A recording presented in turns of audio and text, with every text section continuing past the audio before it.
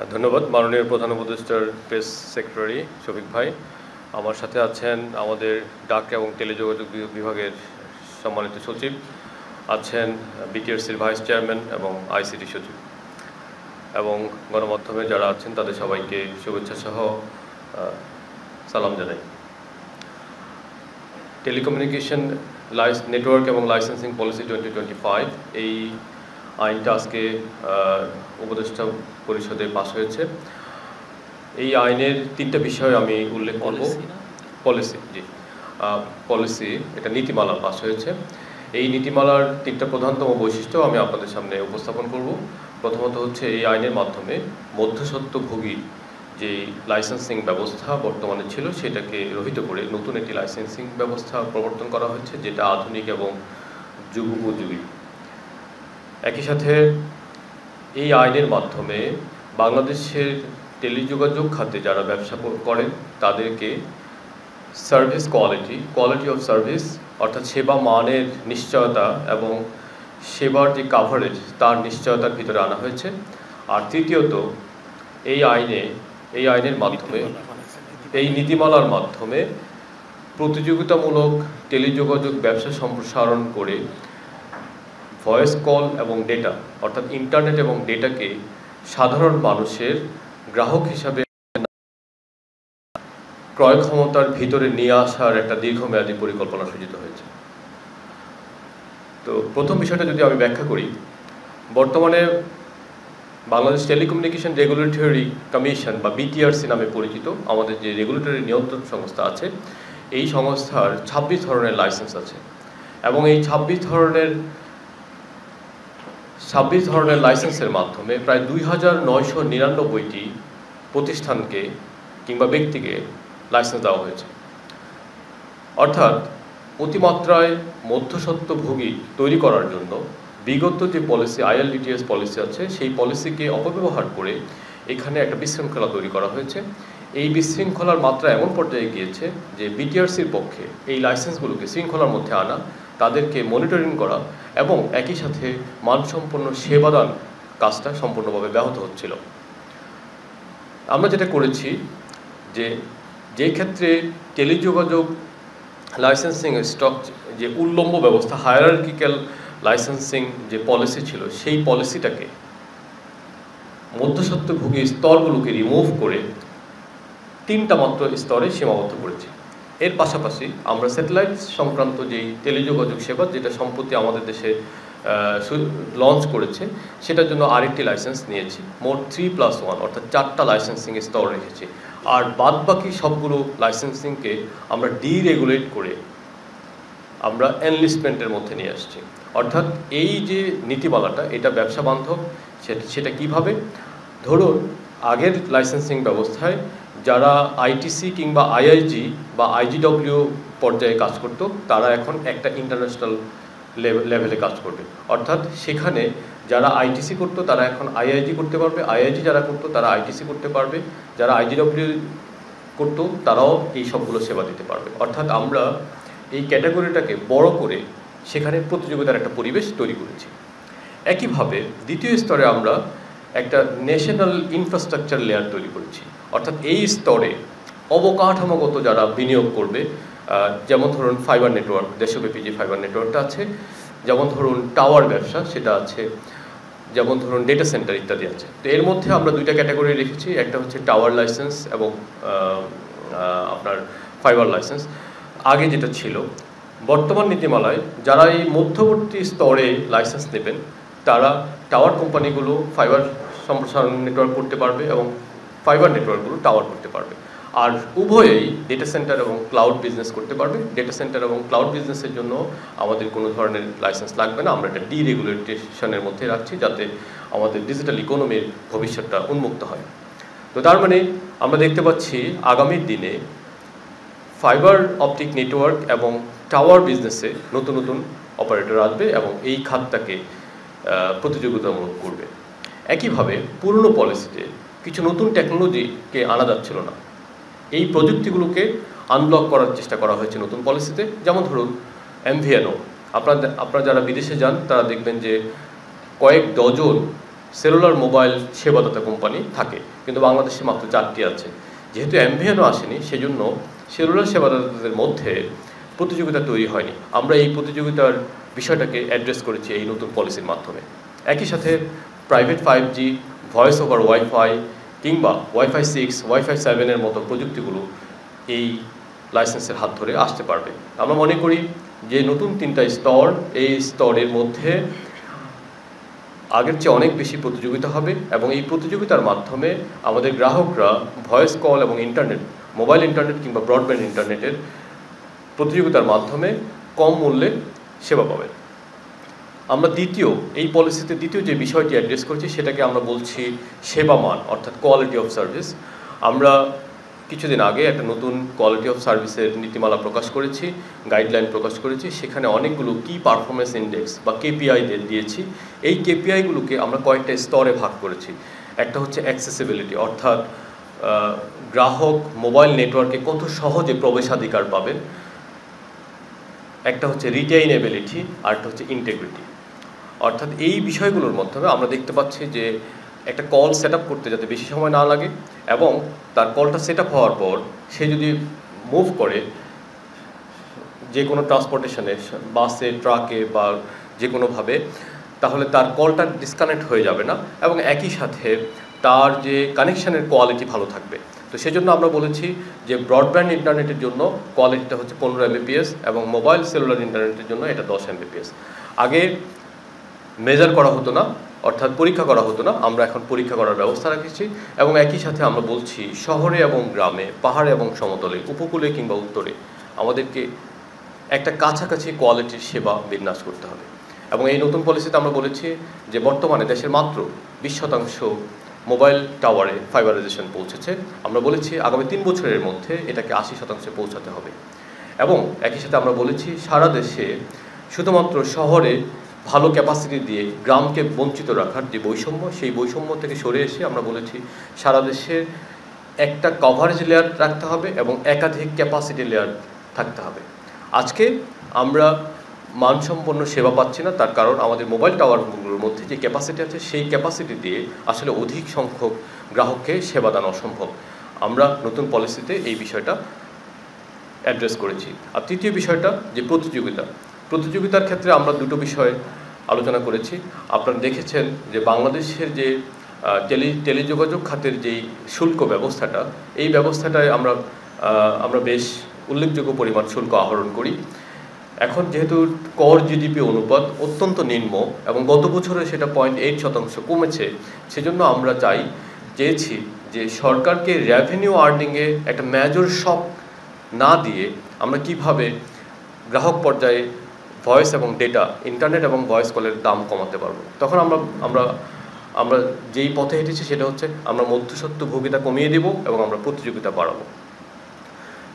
আজকের যে পলিসি, এই পলিসির মতে আপনি যদি খুলনা শহরের একটি মোবাইল অপারেটর থেকে অন্য মোবাইল অপারেটরে একটা কল পাঠান, সেটা ভয়েস কল হোক কিংবা ইন্টারনেট কল হোক, তাহলে আপনাকে সেখানে এমন কিছু মধ্যস্বত্বভোগী ঢুকিয়ে দেওয়া হয়েছে যারা হাজার হাজার কোটি টাকা দিয়ে যে মোবাইল নেটওয়ার্কগুলো করা হয় সেখানে মাত্র 10 বা 20 কোটি টাকা দিয়ে কিছু সার্ভার বসিয়ে তারা সেখানে কল প্রতি 5 পয়সা করে কাউন্ট করে। এই 4 বা 5 পয়সার মধ্যে তার খরচ যেখানে 1% কম, সেখানে সে মাত্র 50% রেভিনিউ সরকারকে দিয়ে প্রায় শত শত কোটি টাকা সরিয়ে নিচ্ছে। তো এই ধরনের মধ্যস্বত্বভোগিতা সরে গেলে আমরা মনে করি একদিকে সরকারের রাজস্ব আয় বাড়বে, অন্যদিকে এই বর্ধিত রাজস্ব আয় থেকে সরকার চাইলে ভয়েস এবং ডেটায় যে ডিউটি স্ট্রাকচার আছে সেটা কমাতে পারবে অথবা সাবসিডি দিতে পারবে। আপনারা জানেন যে আমরা ইতিমধ্যেই বাংলাদেশের যেই অঞ্চলগুলো রিমোট এলাকা, যা আমাদের হাওড় অঞ্চলগুলো, আমাদের উপকূলীয় অঞ্চলগুলো কিন্তু পার্বত্য অঞ্চলগুলো, সেগুলো সোশ্যাল অব্লিগেটরি ফান্ডের টাকায় আমরা সেখানে নেটওয়ার্ক সম্প্রসারণ করছি। আমি মনে করি নতুন যে পলিসি, এই পলিসিতে এই সোশ্যাল অব্লিগেটরি ফান্ড বা সামাজিক দায়বদ্ধতার যে তহবিল আছে, এই তহবিলের কার্যক্ষমতা আরও বাড়বে এবং একই সাথে আমরা আরও বেশি সাবসিডি দিয়ে কিংবা শুল্ক কমিয়ে আমরা কম খরচে ভয়েস এবং ডেটার মানসম্পন্ন যে অবকাঠামো সেটা নিশ্চিত করতে পারবো। আমরা নতুন পলিসিতে লাইসেন্স এই মালিকানার কথা বলেছি, বিদেশি মালিকানা কিছুটা কমিয়ে এনেছি। এখন আপনারা জানেন যে মোবাইল নেটওয়ার্কের ক্ষেত্রে শতভাগ মালিকানা সম্ভব, আমরা সেখানে এটাকে 85%তে সীমাবদ্ধ করেছি এবং আমরা বলেছি যে আগামী 3 বছরের গ্রেস পিরিয়ড দিয়েছি। আগামী 3 বছরের মধ্যে মোবাইল কোম্পানিগুলো যাদের অন্তত 15% শেয়ার বাজারে উন্মুক্ত করে, তবে তাদের উপর যদি চাপ না হয় সেজন্য আমরা বলেছি যে এই বিষয়টা আমাদের দেশের যে ইকোনমিক সক্ষমতা আছে, আমাদের শেয়ার বাজারে যে সক্ষমতা বা অন্যান্য ইকুইটি মার্কেটে যে শেয়ার সক্ষমতা আছে, সেই সক্ষমতার স্টাডির ভিত্তিতে নির্ধারণ হবে। আমরা এই পলিসিতে কারো লাইসেন্স কেড়ে নেব না, বরং প্রত্যেকটি লাইসেন্সেই তার যে মেয়াদ দেওয়া হয়েছে সেই মেয়াদ পর্যন্ত অপারেট করতে পারবে। আমরা বলেছি যে এই লাইসেন্সের 3টে স্তর থাকবে। প্রথম স্তরটা আমরা শেষ করেছি, আমরা আজ থেকে দ্বিতীয় স্তরে এসেছি। এই দ্বিতীয় স্তরে আমরা একটা মাইগ্রেশন ফেজের মধ্য দিয়ে যাব। এখানে নতুন লাইসেন্স যারা বিনিয়োগ করে আসতে চান তারা এখানে নতুন লাইসেন্স নেবেন, আর যারা পুরনো আছেন তারা চাইলে যে কোনো সময় বিটিআরসিতে আবেদন করে নতুন লাইসেন্সিংয়ের মাধ্যমে এই নতুন স্তরে রূপান্তর হতে পারবেন। এবং তৃতীয় স্টেজে আমরা বলছি যে 2027 সালের মাঝামাঝিতে আমরা ফাইনাল স্টেজটা শুরু করতে চাই। এর মধ্যে আমরা বিদ্যমান যারা লাইসেন্স প্রাপ্ত আছেন তাদেরকে মাইগ্রেট করে নতুন লাইসেন্সিং পলিসিতে নিয়ে যেতে চাই। সর্বশেষ আমরা এই সার্বিক পলিসির মাধ্যমে আপনারা জানেন অতীতে টেলিযোগাযোগ খাতে বেশ কিছু মনোপলি তৈরি হয়েছিল। একটা গ্রুপ সবগুলো লেয়ারের সব লাইসেন্সে অপারেট করছিল। নতুন লাইসেন্সের পলিসির মাধ্যমে এই দৌরাত্ম্য, এই যে মনোপলি এবং এই যে মাফিয়া তন্ত্র, এটা সমাধান হবে বলে আমি আশা প্রকাশ করি। কারণ হচ্ছে আমরা 3টা স্তরের মধ্যে একটা সীমাবদ্ধতা টেনেছি যে এক স্তর অন্য স্তরে অপারেট করতে পারবে না এবং সর্বোচ্চ একটি মাত্র স্তরে অপারেট করতে হবে। আর যদি অন্য স্তরে অপারেট করতে হয় তাহলে ওই কোম্পানিকে সম্পূর্ণভাবে নতুন এফডিআই নিয়ে এসে বিনিয়োগ করতে পারবে। আপনাদের সবাইকে আমাকে শোনার জন্য ধন্যবাদ। আপনাদের কোনো প্রশ্ন থাকলে নিশ্চয়ই আমরা সেটার উত্তর দেব।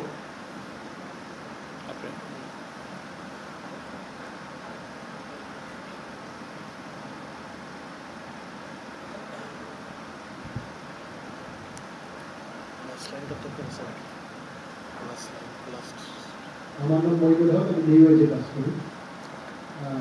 আপনারা যে পলিসি পাস করেছেন সেই পলিসি নিয়ে কিছুদিন আগে একটি বড় রাজনৈতিক দল তারা কিছু আপত্তি তুলেছে। যে আপত্তি কয়েকটা বিষয় আমি আপনাদের দৃষ্টি আকর্ষণ করতে চাই, সেগুলো কীভাবে আপনারা অ্যাড্রেস করছেন। ডিরেগুলেশন ফ্রেমওয়ার্কের কথা আপনি বলেছেন। এই পলিটিক্যাল পার্টিটির আপত্তি ছিল যে ডিরেগুলেশন ফ্রেমওয়ার্কের কথা যেটা পলিসিতে বলা হয়েছে সেটা যদি ইমপ্লিমেন্ট করা হয় without a clear safeguard for the SMEs, তাহলে এই এসএমই অনেক ক্ষতিগ্রস্ত হবে, এসএমই যে সমস্ত প্রতিষ্ঠানগুলো আছে। আচ্ছা, তারা আরেকটা বলেছিল যে ফরেন ওনারশিপের কথা আপনি বলেছেন যে এখানে সংকুচিত করা হয়েছে। এটাকে তারা বলেছিল যে ফরেন ওনারশিপের ক্ষেত্রে যে নীতিমালায় যেটা বলা হয়েছে সেটাকে তারা এক ধরনের এমবিগিউটি করেছিল এবং বলেছিল এটা আমাদের ফরেন ইনভেস্টমেন্টকে দিতে হবে। এটা আপনারা কি বলেন? জি, ধন্যবাদ। প্রথমে যেটা বলেছেন, আসলে এসএমইর জন্য ডিরেগুলেশন মানে যৌক্তিক বিষয়, অর্থাৎ আমরা যত বেশি ডিরেগুলেশন করব এসএমইর জন্য তত বেশি সহায়ক হবে। আমরা এখানে যেটা করেছি যে এসএমই বান্ধব পলিসি করার জন্য আমরা বলেছি যে উপজেলা পর্যায়ে এবং জেলা পর্যায়ে যারা আইএসপি লেভেলে বিজনেস করতে চান আমরা তাদেরকে একটা লাইট রেগুলেশন এনেছি, অর্থাৎ লাইট একটা লাইসেন্স। তাদেরকে ন্যাশনাল পর্যায়ে যেই ফি এবং যেই শর্ত, এই শর্ত তাদের ক্ষেত্রে প্রয়োগ হবে না। অর্থাৎ এই নতুন পলিসি আগের চেয়ে অনেক বেশি এসএমই বান্ধব। আমরা আসলে এটাও চাইনি, আমরা চেয়েছিলাম যে সম্পূর্ণভাবে ডিরেগুলেট করে দিতে, যাতে করে আমাদের আঞ্চলিক যে উদ্যোক্তারা আছে তারা শুধুমাত্র একটা রেজিস্ট্রেশন করেই এই আইএসপি লাইসেন্সটা করতে পারবে। যেমন ধরুন লালমনিরহাটে বা কুড়িগ্রামের একটা খামারে 20,000 গরু আছে, উনি আইওটি দিয়ে ওনার গরুগুলোকে ট্র্যাক করতে চায়। আমরা চেয়েছিলাম তাকে আমরা একটা আইএসপি লাইসেন্স দিয়ে দিব, সে মানে ডিরেগুলেটেড লাইসেন্স দিয়ে দেবে শুধুমাত্র রেজিস্ট্রেশনের সাপেক্ষে। কিন্তু ওনাদের পক্ষ থেকে একটা আপত্তি এসেছিল, আপত্তির কারণে আমরা এটা পুরোপুরি ডিরেগুলেট করতে পারিনি। সেটা হচ্ছে ওনারা বলছেন ওনাদেরকে যদি বিটিআরসি থেকে কোনো ধরনের লাইসেন্স না দেওয়া হয় তাহলে ওনারা ব্যাংক ঋণ সহ বিভিন্ন ফাইন্যান্সিয়াল অ্যাক্সেস পেতে তাদের অসুবিধার সম্মুখীন হবে। তো সেই জন্য পরবর্তীতে আমরা আবার তাদেরকে লাইসেন্সের মধ্য দিয়ে নিয়ে এসেছি। আশা করি উত্তরটা পেয়েছেন। আর দ্বিতীয় যে বিষয়টা, বিদেশিদের যে বিনিয়োগের কথা বলেছেন সেটা কোনো ধরনের অ্যাম্বিগুইটি তৈরি হবে না। আমরা যদি ভারত বা পাকিস্তানে দেখি, আমরা তাদের সরকারি যে মোবাইল অপারেটরগুলো আছে সেখানে তারা লিডিং শেয়ার হোল্ডিং করছে, কিন্তু বাংলাদেশে বিভিন্ন কারণে আমাদের বিদেশিদের মালিকানা প্রায় শতভাগ রয়ে গেছে এখন একটা কোম্পানিতে। একটা কোম্পানিতে প্রায় 30%, একটা কোম্পানিতে 10% রয়ে গেছে। সুতরাং আমরা মনে করি যদি 15% বিদেশি মালিকানার শর্ত দেওয়া হয় তাহলে সেটা আসলে তাদের বর্তমান পজিশনের কাছাকাছি, আমরা জাস্ট তাদেরকে এনকারেজ করছি। তবে লাইসেন্স আমরা বলেছি যদি কোনো দেশের সাথে WTO কিংবা গ্যাস চুক্তির অনুকূলে কোনো দ্বিপাক্ষিক চুক্তি থেকে থাকে তাহলে আমরা সেই চুক্তিকে রেসপেক্ট করব, এবং একই সাথে আমরা শেয়ার হোল্ডিংটাকে গ্রেস পিরিয়ড দিয়ে আমরা বলেছি সেটা আমরা স্থানীয় ইকোনমির উপযোগিতার ভিত্তিতে আমরা এটা নির্ধারণ করব। ধন্যবাদ।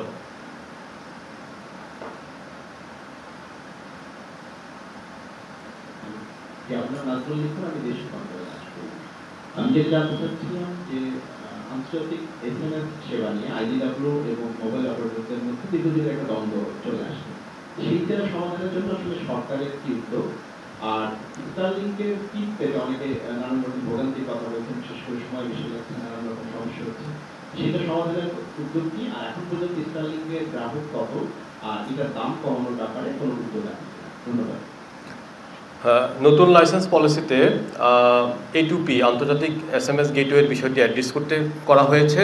যারা সম্ভাব্য বিনিয়োগকারী তারা চাইলে আন্তর্জাতিক আমাদের যে লাইসেন্স লেয়ারটা আছে ICSP, সেখানে ইন্টারন্যাশনাল সার্ভিস প্রোভাইডার, ওই ইন্টারন্যাশনাল কানেক্টিভিটি সার্ভিস প্রোভাইডার যে লেয়ারটা আছে সেখানে তারা লাইসেন্স নিয়ে তারা এই ব্যবসাটা করতে পারবে।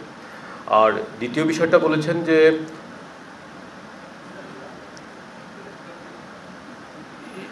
স্টারলিংকের বিষয়ে HS কোড সংক্রান্ত একটা জটিলতা ছিল, সেটা আমরা সমাধান করেছি। আমি আশা করি আপনি যে বিষয়টা বলেছেন সেটা অলরেডি সমাধান হয়ে গেছে। আর কতগুলো বিক্রি হয়েছে এটা আসলে আমরা জানি না, স্টারলিং জানে, এটা একটা ব্যবসায়িক উত্তর তাদের কাছে জিজ্ঞেস করতে হবে। আর দাম কমানোর ব্যাপারে আমরা আসলে যেহেতু এটা বেসরকারি খাত সেজন্য আমরা তাদেরকে একটা প্রাইস প্ল্যান তাদেরকে দিয়েছি যেটা অর্থ মন্ত্রণালয় অনুমোদন করেছে। আর এর বাইরে আমরা তাদের সাথে বাণিজ্যিকভাবে কোনো ধরনের প্রাইস নেগোসিয়েশন করছি না। তবে আমরা যেটা করছি আমাদের দেশের দুর্গম অঞ্চলে শিক্ষা প্রতিষ্ঠানে কিভাবে স্টারলিংকের স্যাটেলাইট ইন্টারনেট সেবা পৌঁছে দেওয়া যায়, যেমন পার্বত্য চট্টগ্রাম নিয়ে আমরা আলাদাভাবে আলোচনা করছি। ধন্যবাদ। আমি কাজ করি এখন টেলিভিশনে। আমি জানতে চাচ্ছি যে আমরা আজকে বিভিন্ন গণমাধ্যমে দেখেছি যে আগামী সরকারের মন্ত্রীদের জন্য অর্ধ শতাধিকেরও বেশি গাড়ি কেনা হচ্ছে, যার মূল্য 100 কোটি টাকারও বেশি। আমার প্রশ্ন এটা কমেন্ট কোশ্চেনগুলো হোক, তারপরে এই কোশ্চেনগুলো দেখব।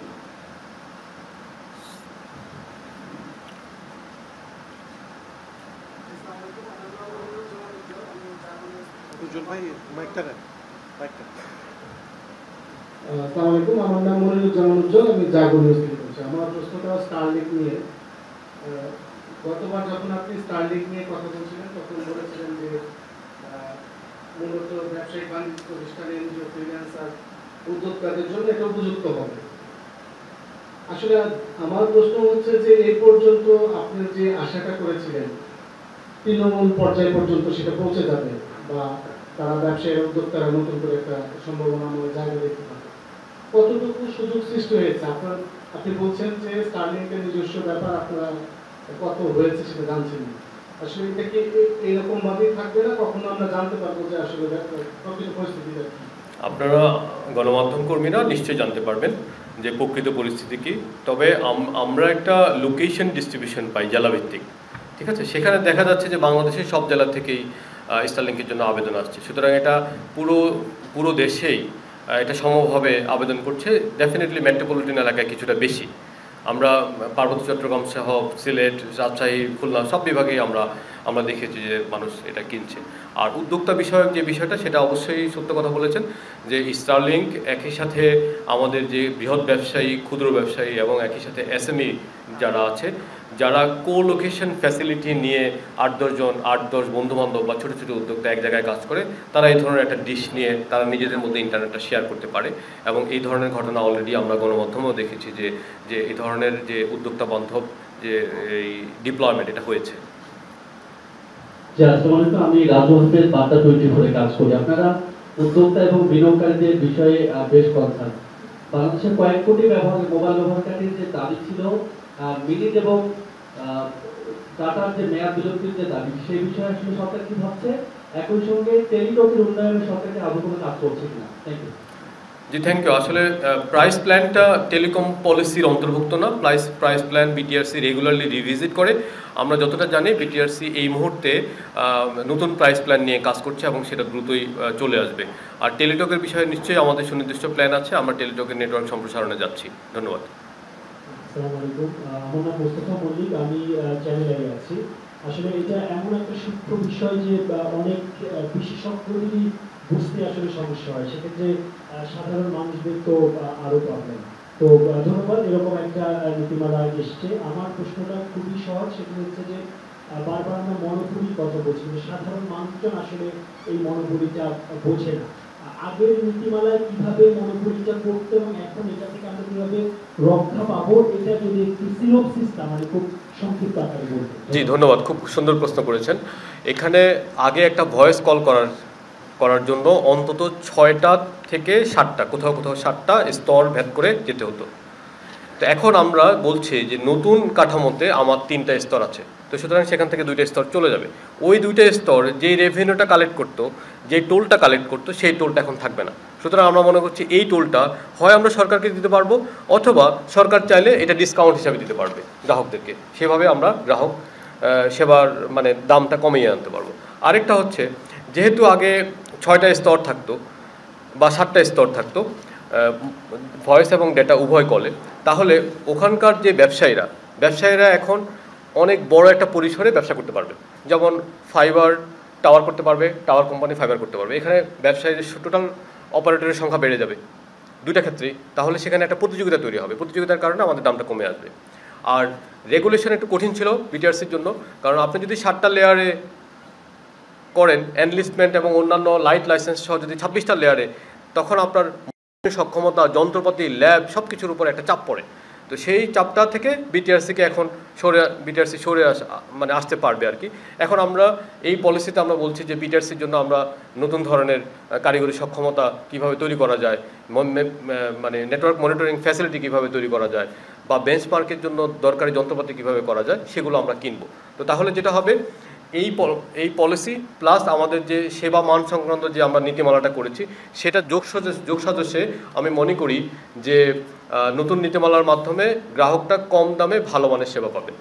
নগদের বিষয়টা একেবারে এলিমেন্টারি, বিনিয়োগকারী খুঁজছে, তো এটা ইমেচিওর। এটা ম্যাচিওর হলে আমি আশা করি আমাদের যে বিডার প্রতিনিধি আছেন এবং আমাদের বিডার চেয়ারম্যান এটা ব্যাখ্যা করবেন।